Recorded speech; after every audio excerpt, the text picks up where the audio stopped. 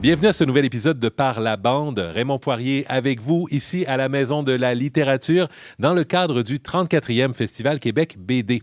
Alors Par la bande, je vous le rappelle, une exploration thématique. On part d'un album et on accroche d'autres albums à celui-ci, donc pour explorer, pour discuter, pour échanger autour de la bande dessinée québécoise. Alors pour ce dernier épisode d'ailleurs de cette première saison de Par la bande, la thématique choisie, c'est l'espace et la science-fiction. Alors, un thème qu'on explore d'abord et avant tout avec la série U Merlin de Sacha Lefebvre et Jean-François Laliberté, et également qu'on va mettre en relation avec le naufragé de Mémoria, ou Mémoria pour sa réédition de Jean-Paul Hyde et Claude Paiement, et également avec la série des Facteurs de l'espace de Guillaume Perrault et de La Rose du ciel de J.P. Perrault. Alors, on amorce les échanges en compagnie du scénariste du Merlin, Jean-François Laliberté, qui est avec nous ici sur la petite scène de la Maison de la littérature. Jean-François, bonjour. Bonjour. Alors, d'entrée de jeu, là, si on présente un peu Merlin, j'ai l'impression qu'on pourrait le présenter comme un croisement. Dans le fond, une jonction d'univers entre littérature médiévale, récits de chevaliers et la littérature de science-fiction. Exactement. Écoute, toute l'idée derrière ça de Sacha et moi, nous, dans le fond, on travaille en équipe. Je pense que c'est important peut-être de l'établir d'avance. On a vraiment bâti l'univers du Merlin ensemble, autant qu'on a pu mêler les éléments de l'histoire puis les éléments visuels de la bande dessinée. Donc, c'était important au départ. Nous, on aime beaucoup ça quand on crée nos histoires. Et ça, c'est de faire des genres de mash-up. Donc, on mélange deux concepts, des fois un peu complètement différents. On les met ensemble puis on regarde qu'est-ce que ça peut donner. Puis, c'était justement l'idée derrière légende arthurienne, science-fiction, espace, un peu Star Trek, de combiner ça ensemble. Et évidemment, de combiner quelque chose comme ça en mash-up, le défi, c'est aussi que ça n'ait pas l'air d'un gadget, qu'on force une combinaison. Donc, j'imagine qu'il faut réussir à trouver une base sur laquelle la combinaison va aller de soi par la suite. Exactement. Puis c'est vraiment particulier dans notre cas, dans le cas du Merlin, parce que ça l'a évolué, je te dirais, à chaque volume et aussi dans notre vision. Au début, on utilisait uniquement les légendes arthuriennes comme cadre. C'était vraiment, il y avait rien d'arthurien. C'était juste le nom des chevaliers. Puis c'est des chevaliers qui défendent la Terre sur une base spatiale qui s'appelle Camelot 2099. Donc, c'était nos éléments. On ne voulait pas que nos personnages nécessairement aient plus de liens, à part peut-être certains prénoms comme Geneviève, qui est un des personnages qui se développe de plus en plus dans la série, qui, elle, Geneviève, est un des diminutifs de Guenièvre, qui est la femme d'Arthur, le roi. Mais tu sais, c'était vraiment léger au début. Puis là, plus on avançait, plus on développait notre univers, parce que c'est vivant, hein, un peu, quand on crée des histoires et tout ça. Là, on s'est mis à dire, ah oui, puis là, on s'est mis à avoir plein de liens, plein d'intérêts. On a commencé à créer, entre autres, dans nos adversaires, à nos personnages, des rocs, donc des géants de pierre. Donc, on s'est mis à creuser un peu plus dans les espèces de mythes arthuriens. Ah, c'est quoi les monstres? C'est quoi le nom des monstres? Donc là, c'est beaucoup plus intégré maintenant qu'au départ. Et nécessairement, en fait, l'évolution en série permet ça aussi parce que, j'imagine, dès les premiers tomes, il faut établir le monde, il faut établir l'univers, il faut établir la science, il faut établir le lieu. Donc, nécessairement, les axes plus narratifs qui vont permettre ces rattachements-là vont arriver un peu plus tard. Donc, en série, on a un peu l'espace pour développer ça. Oui, exactement. Puis le but, c'était justement, on ne voulait pas devenir cliché non plus en, OK, le héros, ça va être Arthur, le super chevalier, ça va être Lancelot. Donc, on a vraiment un petit peu alterné, puis on a sorti d'autres un peu personnages, dont notre U Merlin, qui au départ, qui est l'armure pilotée par Liam, un de nos personnages principaux. Lui, il s'est fabriqué son propre robot, sa propre armure. Puis justement, le fait que c'est U Merlin, Merlin étant l'enchanteur, n'étant pas un chevalier, donc, il rentre vraiment par la bande dans cet univers de chevalier et d'armure. Là. Un peu comme Merlin le faisait aussi, Exactement. Tout en étant instrumental au mythe arthurien. Là. Et voilà. Et à travers ça, dans le fond, il y a aussi une dynamique de récit d'apprentissage. Dans la mesure où votre héros, donc, qui pilote cet Merlin-là, ce n'est pas un chevalier au départ, il le devient, mais en même temps, il ne part pas avec la science infuse et il ne poursuit pas non plus avec la science infuse. Donc, il y a beaucoup cette évolution-là aussi qui est présente. Oui, parce que ça, c'est nous, dans le parcours du héros que notre personnage grandit, évolue. On voulait justement montrer qu'il n'est pas parfait, mais on voulait montrer aussi, parce que parlons de science, parlons de science-fiction, parlons de technologie, c'est un genre de génie de la mécanique. C'est pour ça qu'il est capable de créer son robot et tout ça. Donc, on voulait quand même garder ça, mais il fait des erreurs. Puis c'était important pour justement, ça nourrit, puis ça rend le personnage encore plus crédible. Oui, puis j'imagine d'un point de vue narratif, c'est beaucoup plus intéressant d'explorer un personnage qui n'est pas infaillible. Exactement. Oui, là, on s'amuse beaucoup plus. Et dans le contexte de la série, toujours, en fait, à quel point, justement, on se lance au départ, parce que Humerlin, son univers, on en est au 3e tome disponible, en fait, au moment où on se parle aujourd'hui. Il y en a d'autres qui s'en viennent aussi. Donc, à quel point on sait exactement où on s'en va dans le contexte d'une série quand on la commence, et à quel point on se laisse aussi de la liberté pour la développer par la suite. Écoute, c'est très intéressant parce que ça aussi, ça a évolué. Là, il y a même une là, on rentre un peu dans... il y a un intérêt, je vais dire, commercial qui va embarquer là-dedans. Parce qu'au début, nous, on était des recrues, on n'était pas connus, on n'avait pas de nom encore dans le monde de la bande dessinée au Québec. Donc, il a fallu séduire une maison d'édition, les éditions Michel Quintin, qui ont embarqué dans notre projet. Donc là, initialement, eux autres, c'est-tu un produit qu'on va vouloir aller beaucoup plus loin? Est-ce qu'on en fait un? Fait qu'on les a convaincus au début d'en faire un 3. De faire 3 volumes. Donc là, quand ils s'étaient rendus autour de rédiger le 3, de scénariser le 3, j'ai fallu que je les approche. Là, est-ce que je termine mon histoire ou vous nous encouragez à continuer? Nous, on avait déjà une idée de se rendre à 6 ou 7 volumes. Donc là, c'est là qu'en discutant avec eux, ils ont dit, OK, non, il va jusqu'à 6. Donc là, c'était beaucoup plus facile. Mon arc fitait avec 6. Donc on s'est dit, allons-y pour ça. Donc là, on a pu vraiment se structurer. Comme là, c'est vraiment spécial parce que là, Sacha est en train d'illustrer le 4e. Moi, j'ai terminé le premier jet du 5e. Fait que moi, je suis comme dans le futur. Fait que c'est vraiment particulier, le rapport au livre. Puis... je disais ça parce que... Ah oui, parce que là, on sait, nous, justement, comment ça se termine. Là. Oui, puis j'imagine que ça doit être particulier aussi dans le contexte où si lui est en train de dessiner des éléments, puis qu'au dessin, il apporte des éléments où il y a un truc qui, finalement, est anecdotique, mais qui devient plus intéressant par la mise en scène. Ben, là, peut-être subitement, il faut adapter un peu le tome suivant. Il faut pouvoir l'intégrer. Il faut se donner la liberté d'intégrer ce type d'éléments-là. C'est toujours arrivé. Puis ça, on ramène à ta question d'avant qui est très bonne. C'est que ça nous a permis aussi... On s'est toujours laissé de la liberté. On s'est laissé de l'espace dans notre récit. Donc, c'était pas écrit de chaque page jusqu'à la fin. On avait juste les grandes lignes. Puis ça nous permettait justement après, ce personnage-là, on l'aime bien gros, on veut l'intégrer. Puis après ça, c'était aussi de doser, là, parce que faut pas non plus s'emprisonner avec trop de personnages le fun à développer. Là. Donc ça, il y a des défis encore quand tu fais des séries. Là. Et au départ, Jean-François, Sacha et toi, est-ce que vous étiez plus des fans de légendes arthuriennes ou plus des fans de science-fiction? Quel est le genre qui a amené vers l'autre, au bout du compte? Écoute, c'est une excellente question. Moi, je suis un grand fan de Donjons Dragons. Fait que moi, le fantastique et le arthurien étaient très proches. Je crois que, mais aussi, c'est ce qui est bien spécial, c'est tout dans Humerlin, il y a l'espèce de volet manga, Goldorak, Neon Genesis Evangelion, où là, c'est encore des armures ou des robots avec des pilotes. Donc, on allait chercher. Fait que le manga avec ça était très puissant. Mais de mon côté, je crois que c'est un petit peu plus légende arthurienne et fantastique. Donc, le message est arrivé aussi par ses auteurs. Oui, exact. Oui, exactement.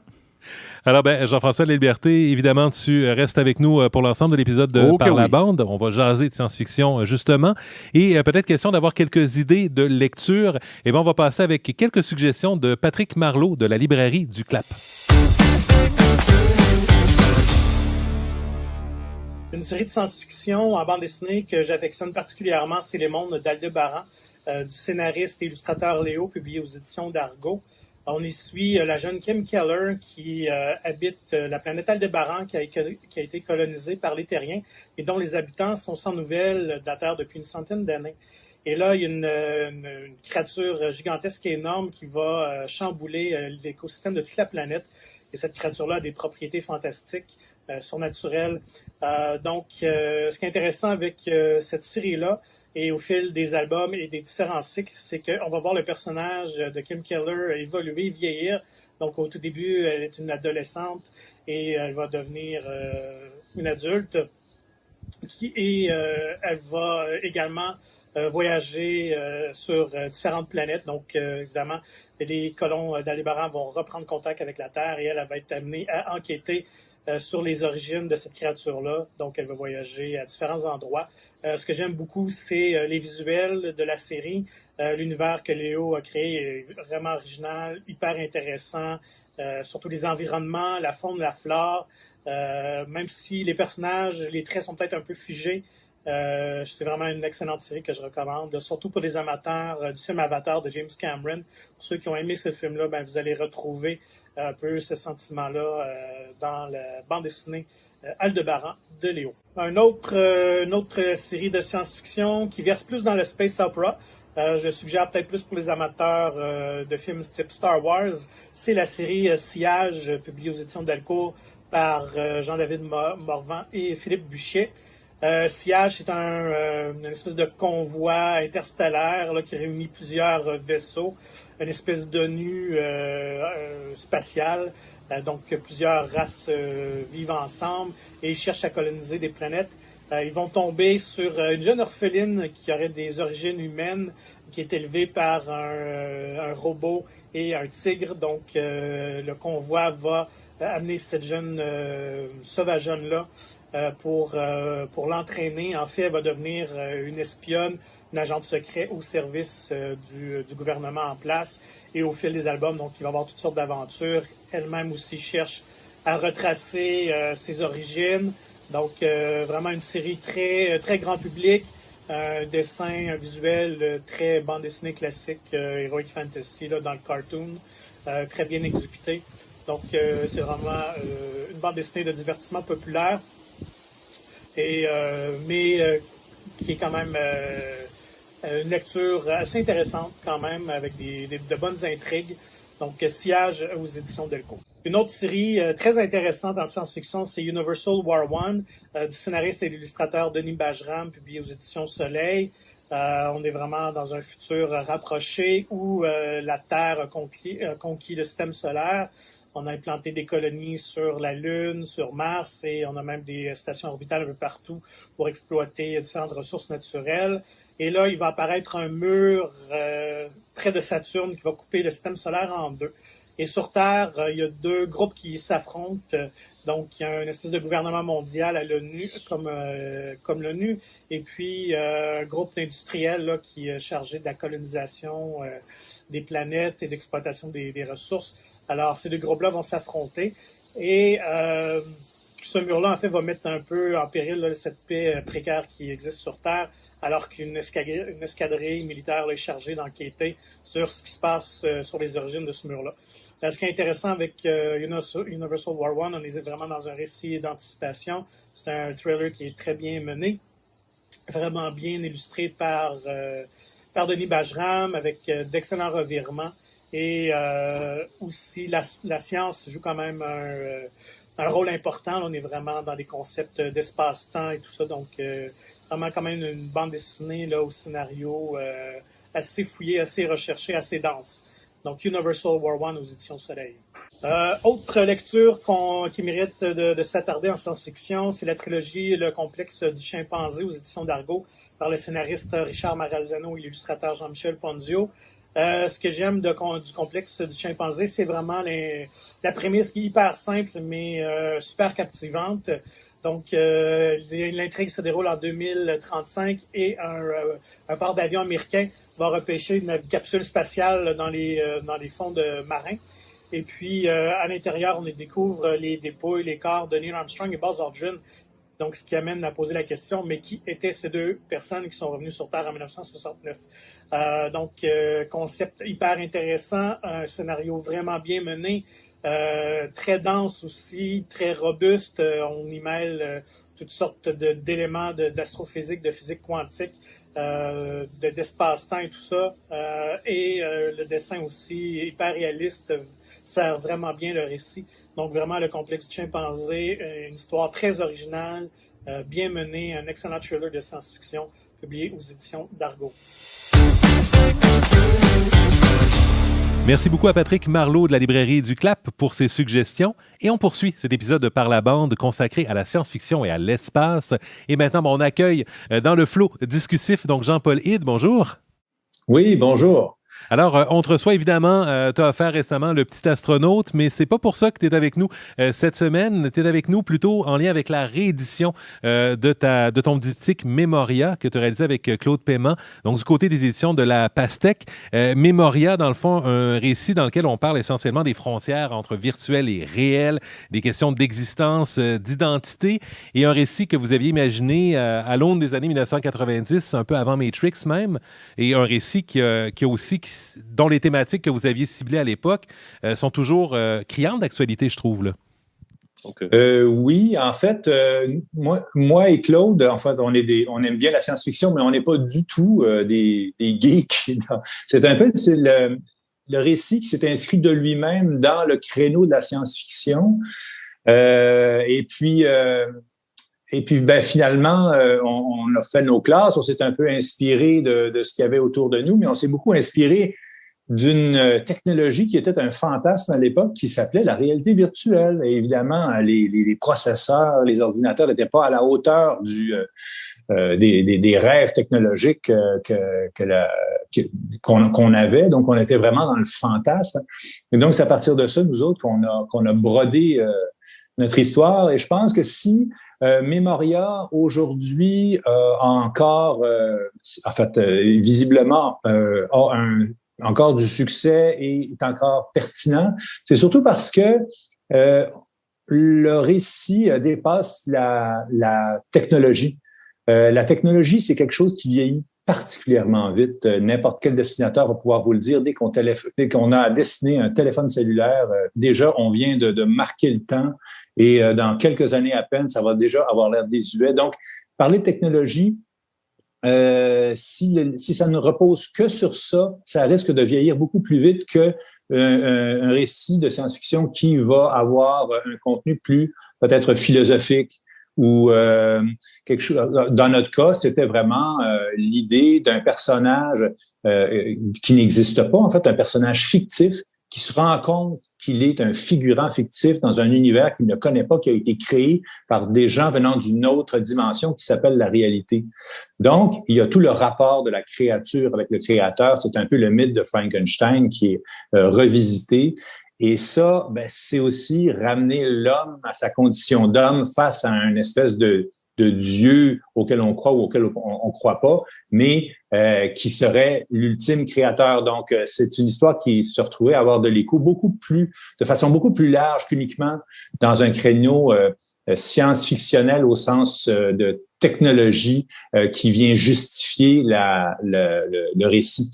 Fait que donc, c'est pour ça, d'après moi, que c'est un récit qui vieillit bien. Oui, puis en fait, c'est intéressant comme amorce parce que, dans le fond, c'est toujours l'enjeu, j'ai l'impression, quand on démarre une BD ou une littérature de genre, dans le fond, de pas que la technologie, que les aspects scientifiques ne deviennent pas un gadget, mais en viennent plutôt soit là pour servir le narratif. Parce qu'au bout du compte, tout ce qu'on met sur la feuille doit nécessairement servir le narratif.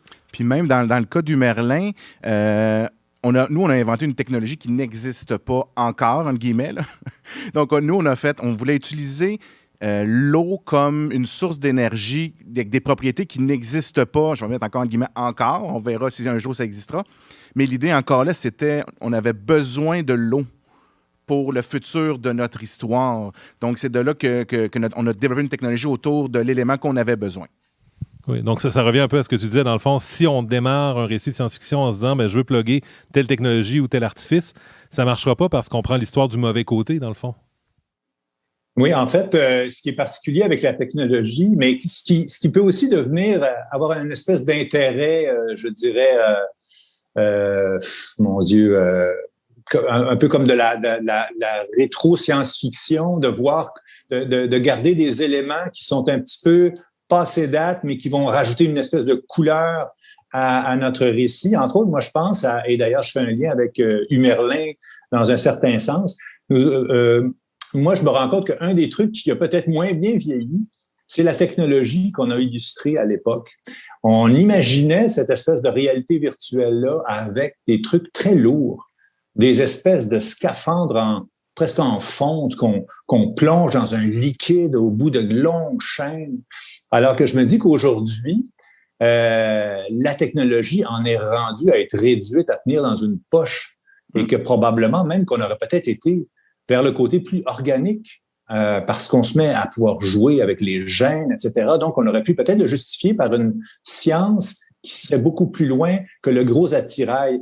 Mais, par contre, puis d'ailleurs, on le voit bien avec Humerlin, c'est vachement beau au niveau graphique de faire des gros robots.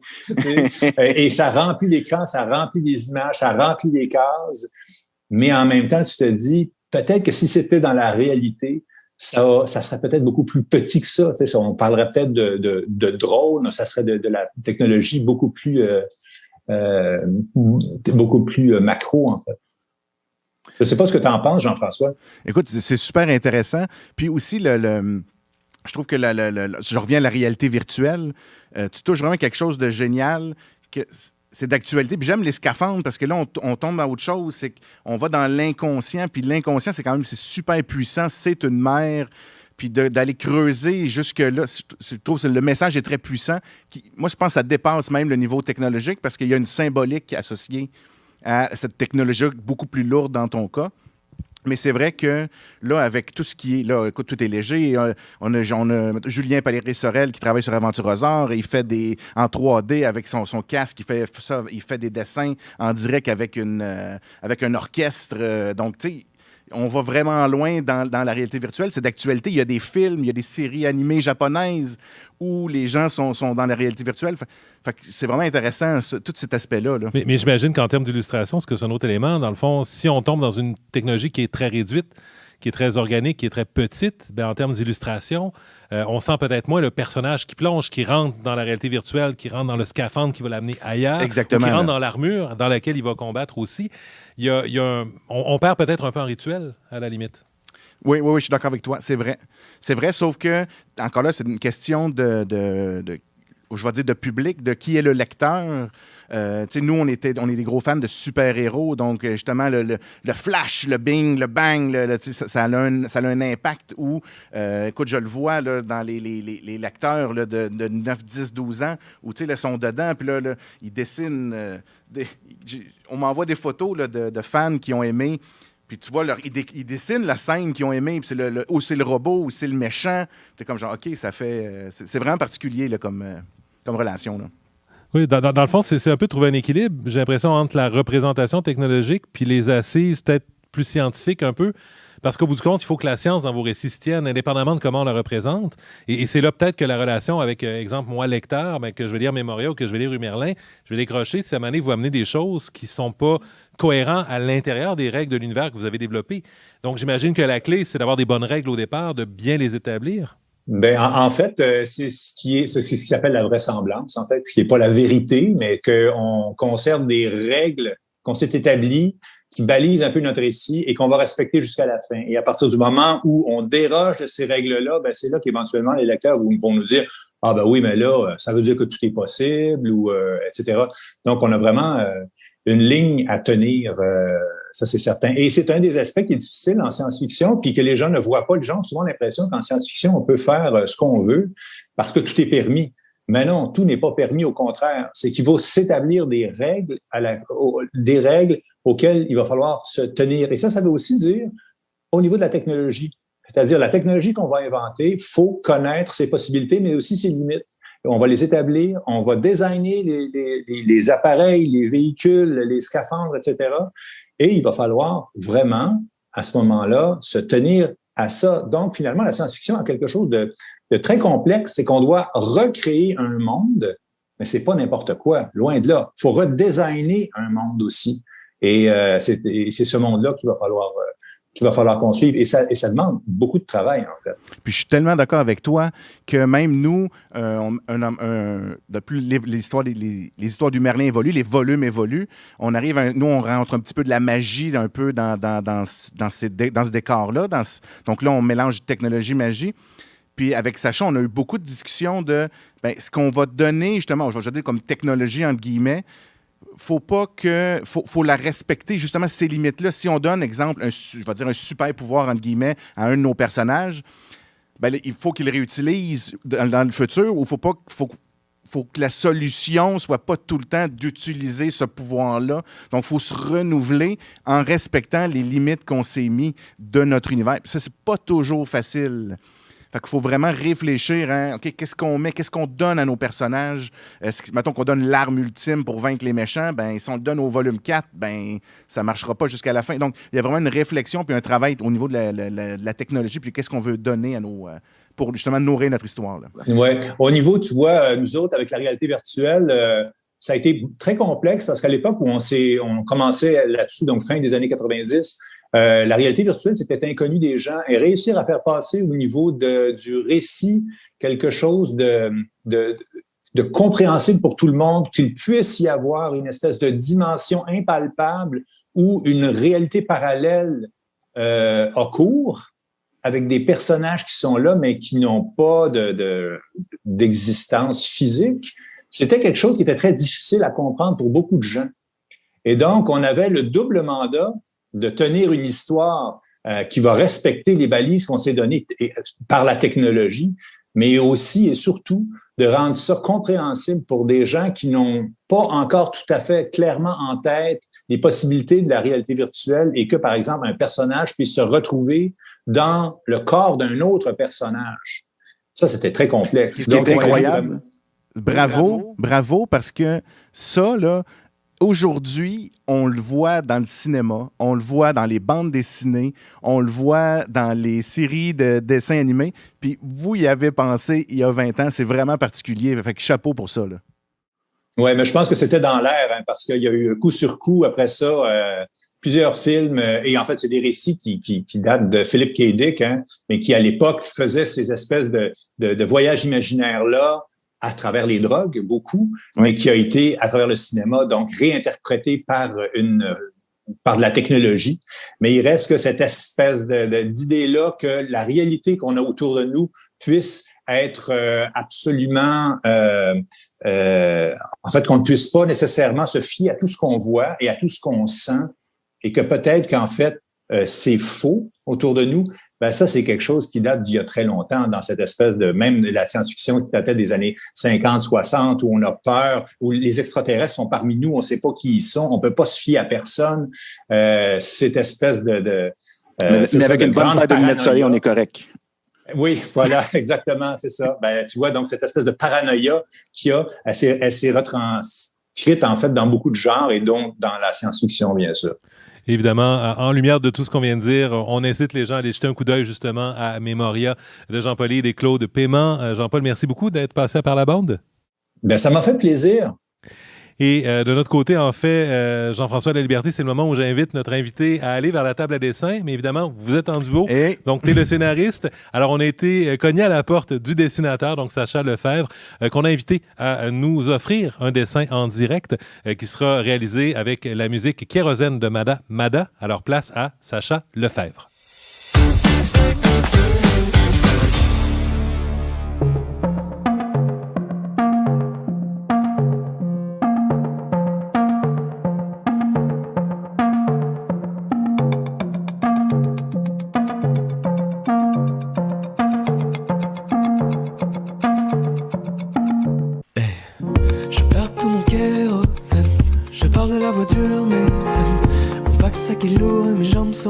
J'ai beaucoup trop le trac et mes tracks sont folles.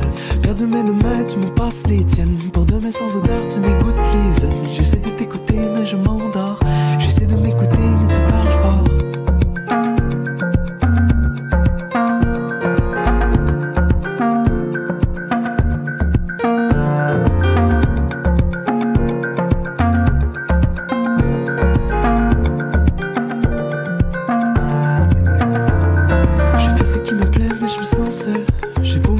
Sous les tilleuls, j'ai la langue acidulée, les glandes enflées, les cheveux qui disent my God, pourquoi t'es né? Jamais je t'oublierai, Claire Fontaine, jamais je t'oublierai.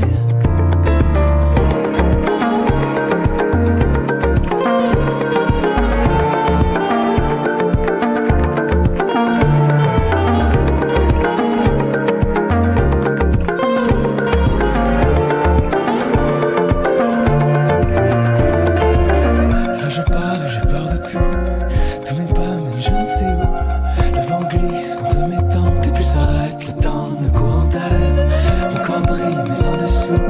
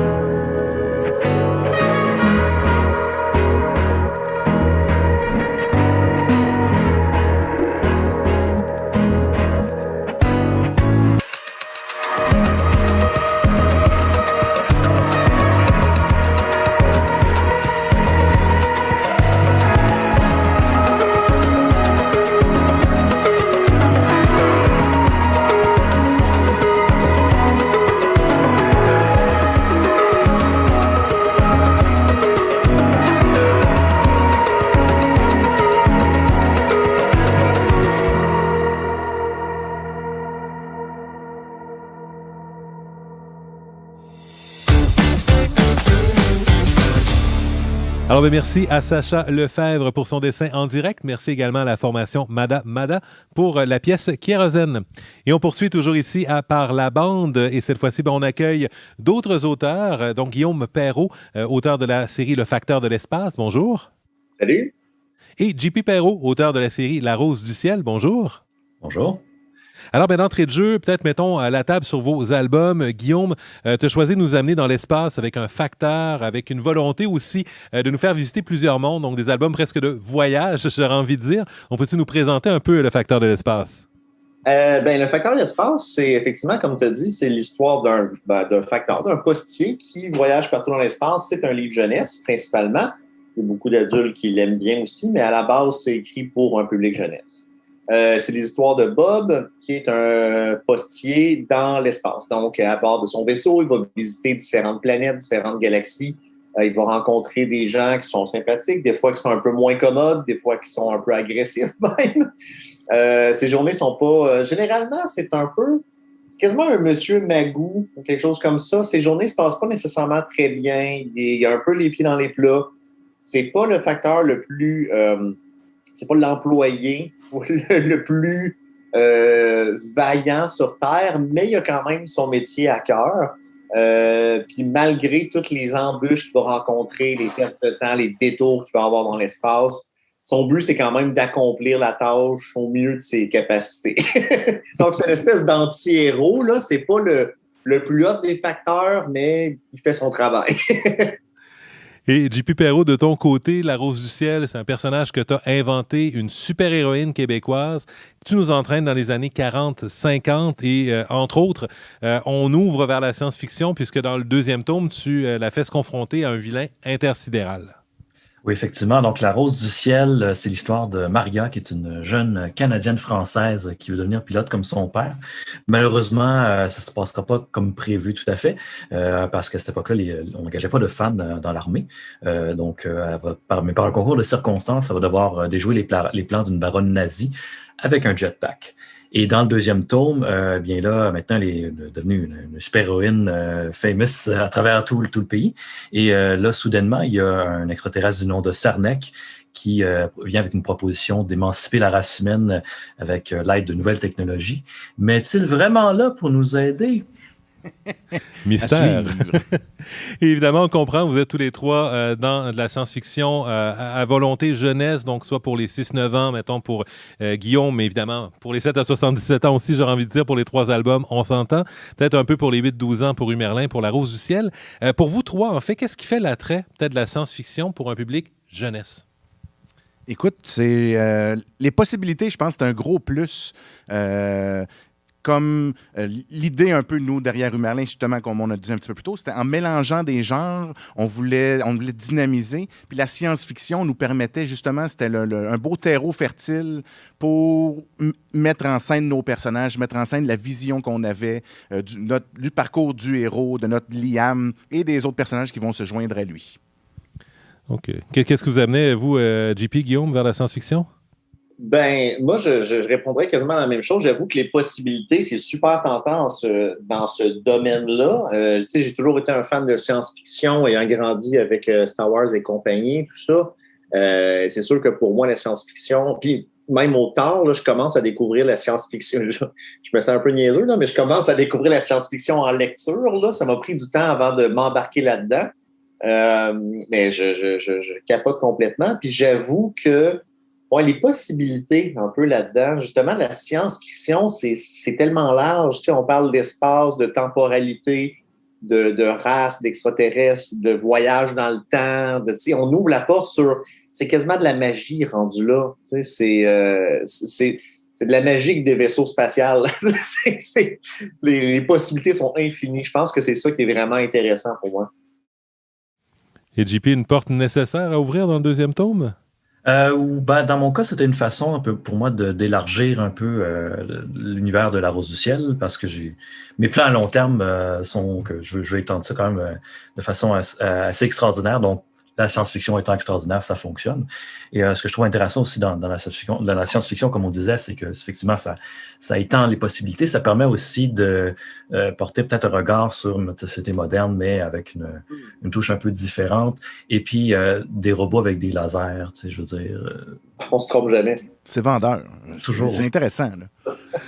Oui, ben, en même temps, venons-en un peu justement là-dessus, parce que vos albums sont peuplés de différentes créatures, que ce soit les rocs dans Humerlin, que ce soit l'ensemble des créatures dans Le Facteur de l'espace, ou encore tes vilains intersidéraux, JP. Donc, comment on aborde peut-être un peu la création de ces êtres qui ne sont pas humains, qui ne doivent pas être humains, mais dans lesquels l'humain on doit quand même un peu comprendre comment cette créature-là va marcher, comment elle va fonctionner. Donc, comment on développe un peu ces univers-là? Donc, parlez-moi un peu de peut-être votre approche de travail, tiens, un peu.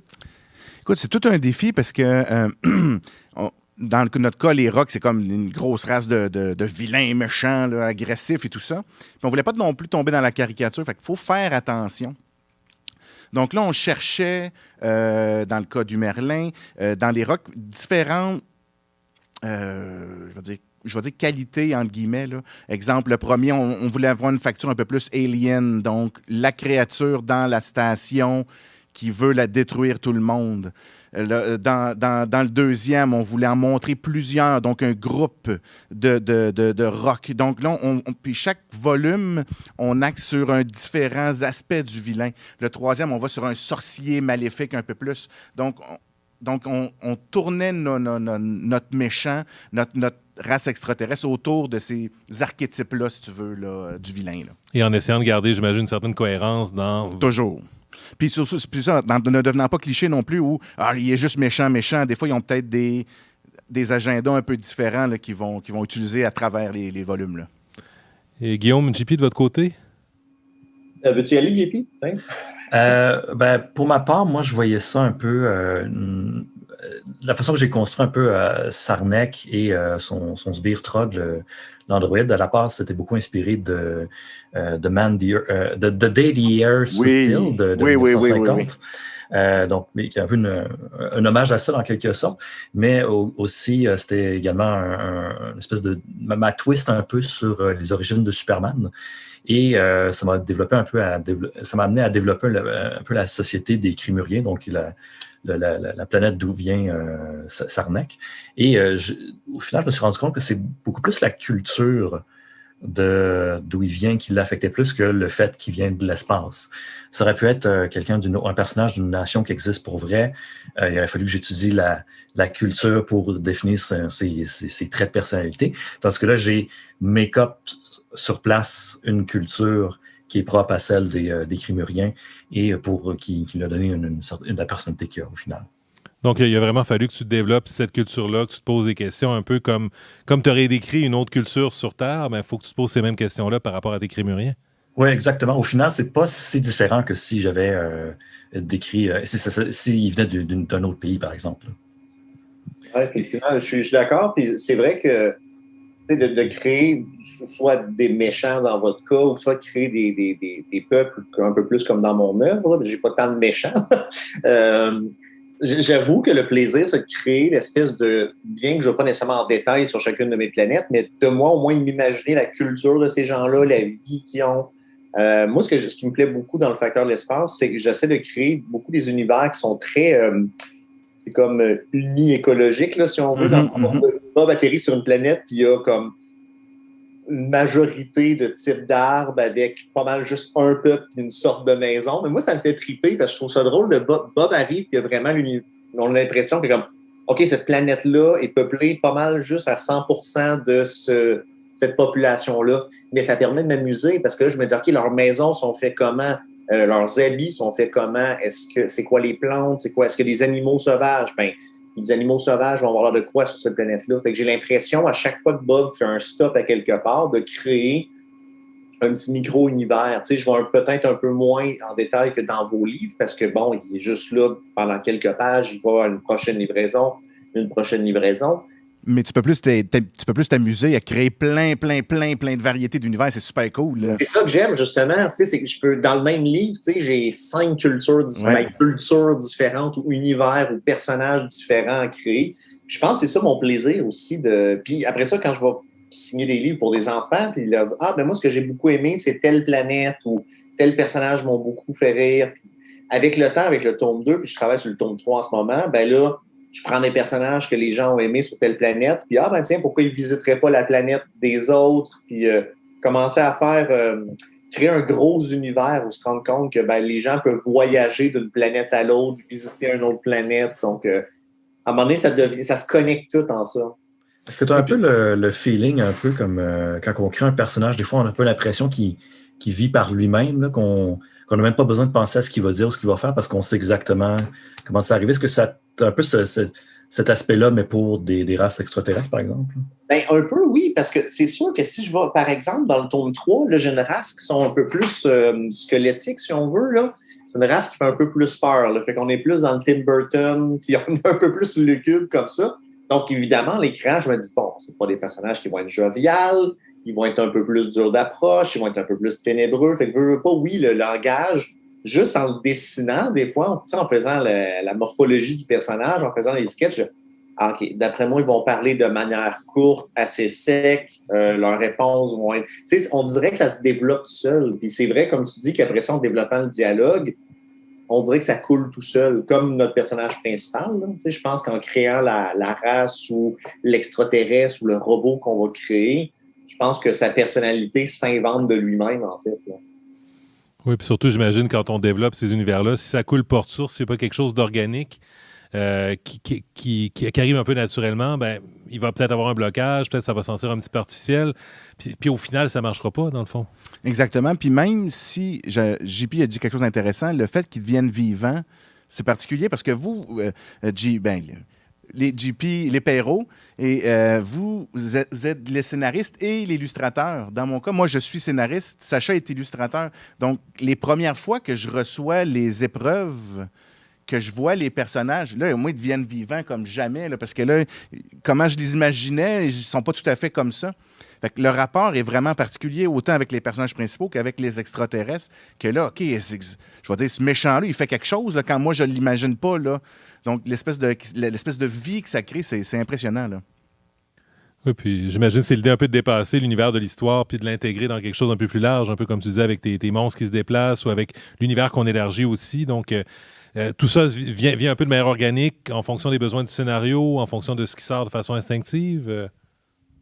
Ben, c'est intéressant parce que je vais faire juste un pont sur ce que tu viens de dire, sur ce qu'on vient de parler, mais justement, l'idée d'avoir un scénariste, excuse-moi, et un dessinateur, ben, c'est intéressant en fait parce que, bon, tu écris un scénario, après ça, on va te lancer un dessin. Les premières fois que tu as vu tes personnages, les premiers croquis ou peu importe. Mon cerveau a explosé, là. Oui, ben, c'est ça. Puis en même temps, ce que je trouve intéressant, c'est que moi et JP, je veux dire, on crée, on écrit, puis on dessine. On n'est pas surpris quand on sort nos premiers dessins, là. Ben, peut-être, là, c'est mieux qu'on pensait. Mais ce que je veux dire par là, c'est que quand tu vois tes personnages la première fois ou les premiers décors ou peu importe, ça te donne du fuel aussi pour tes idées, là. C'est incroyable. Ben, c'est ça, de dire, OK, j'ai écrit une histoire, puis voici les dessins. Attends, ça me donne des nouvelles idées, ça me lance sur des nouvelles pistes.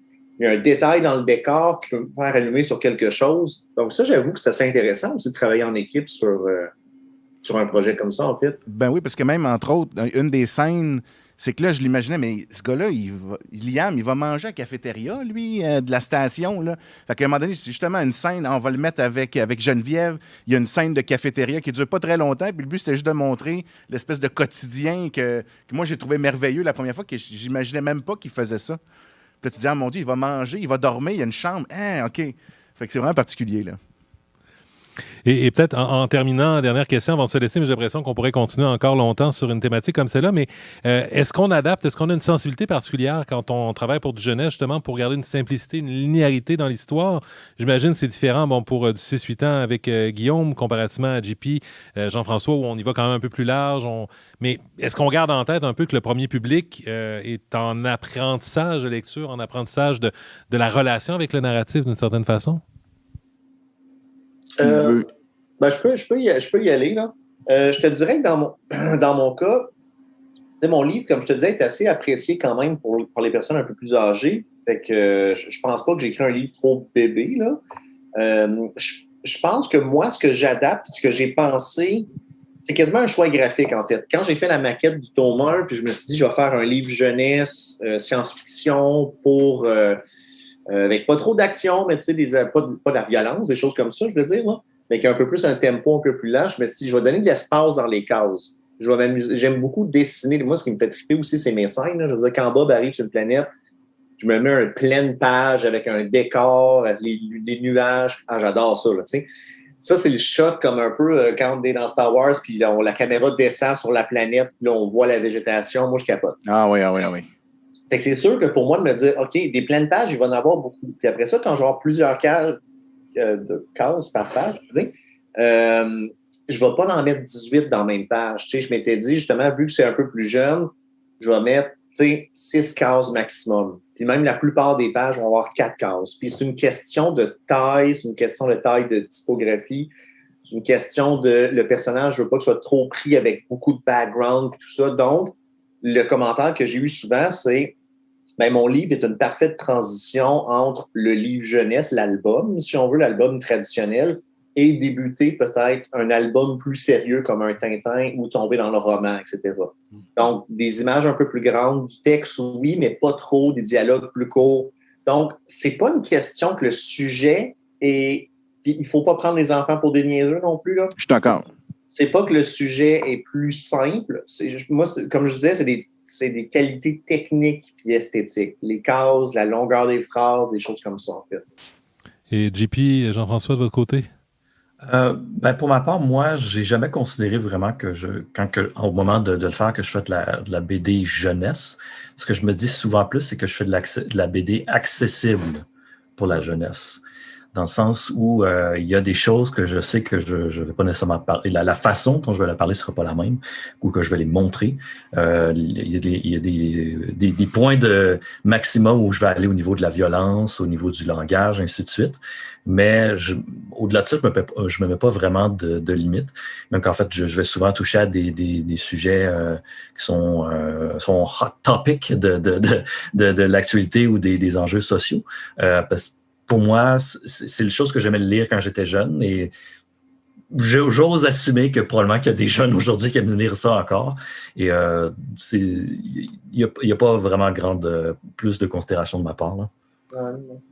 J'aime bien quand tu dis juste accessible. C'est ça, je trouve ça intéressant. Et ça semble bien fonctionner parce que moi, j'ai des paliers de 3 différents. Je semble avoir 3 paliers de lecteurs différents. Autant les lecteurs aguerris qui ont connu le style rétro, d'où ça vient. Il y a les jeunes adultes aussi qui se représentent, qui se voient bien dans les personnages. Puis il y a les jeunes aussi qui aiment bien, c'est ça, l'action, les explosions, puis le fun qui vient avec aussi. Non, mais aussi, tu montres un beau personnage féminin aussi, que c'est le fun. Moi, ma fille, elle a trippé, là, le 10 ans, là, puis c'est important. Là, je trouve que c'est un bel exemple de personnage, puis de lecture, puis que tu te dépenses, puis tu peux accomplir des belles choses. Là, fait que c'est important. Ouais, c'est le pouvoir des super-héros. Exact. Moi, je compléterais peut-être, moi, juste notre vision à nous. Quand on a fait Humerlin, il y avait le volet, étant donné que nous, on avait 6, on a calculé, nous, que ça prenait 1 an à peu près entre chaque volume. La pandémie a fait un peu changer les choses, mais peu importe. Donc, on a mis en tête que notre lecteur grandit aussi. Donc, les thématiques qu'on va aborder, ils deviennent adolescentes, quasiment adultes, là, OK? Parce qu'on sait qu'ils vont être capables d'en prendre quand il a commencé le 1 à 8 ans. Là, il est rendu à 14. Donc là, la game est différente. Donc là, on a pris un petit peu en considération ça aussi là, dans la réalisation de nos bandes dessinées, là. C'est vrai, la formule Harry Potter, en fait. Là. Un peu, oui, exact. Ça commence soft, puis ça s'en va. Ouais, c'est ça. Alors, on invite les gens à découvrir, évidemment, donc Facteur de l'espace, on le disait, tome 3 qui est en préparation, JP Perrault, La Rose du ciel, donc le tome 2 qui est arrivé l'an dernier, et peut-être d'autres tomes également à venir. Donc, JP Perrault, Guillaume Perrault, merci beaucoup d'être passé à Par la bande. Merci beaucoup. C'est un plaisir.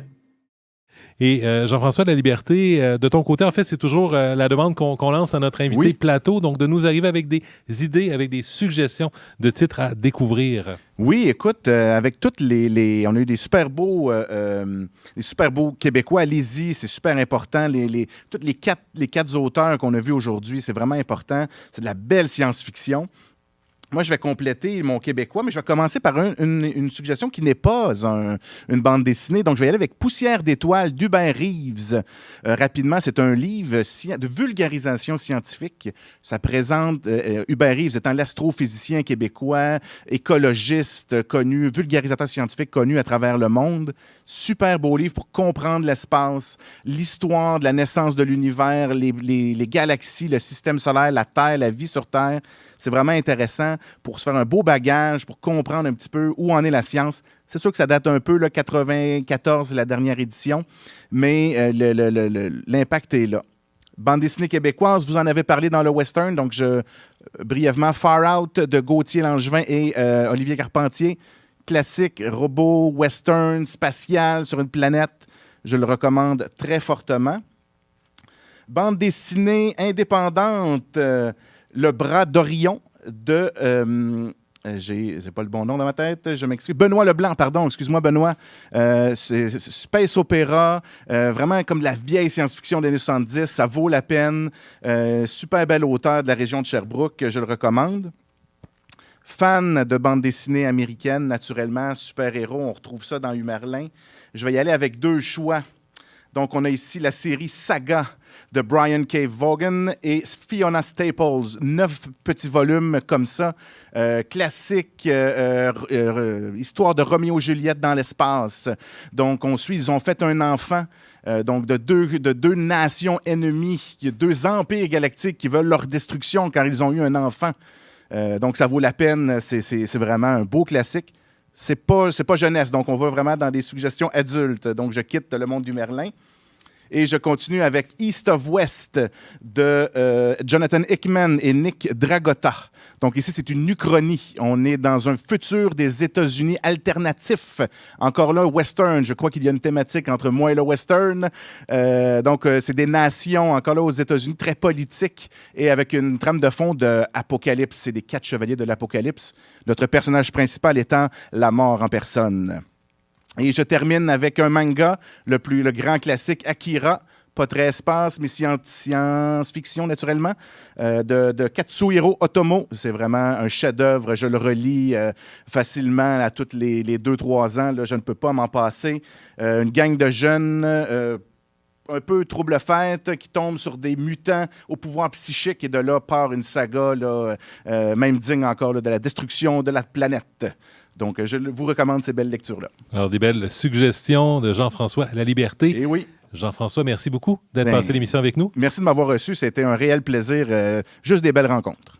Alors, merci à toi et merci également aux auditeurs, auditrices qui nous avaient accompagnés au fil de ces 9 épisodes, donc de cette première saison de Par la bande. Je mentionne d'ailleurs, s'il y a des épisodes que vous avez ratés, sur l'ensemble des plateformes de Québec BD, vous pouvez les retrouver, vous pouvez replonger donc dans les différentes thématiques que nous avons visitées au fil de cette série. Alors, merci d'avoir été à l'écoute et merci évidemment à la Maison de la littérature de nous avoir reçus dans le cadre donc du 34e Festival Québec BD.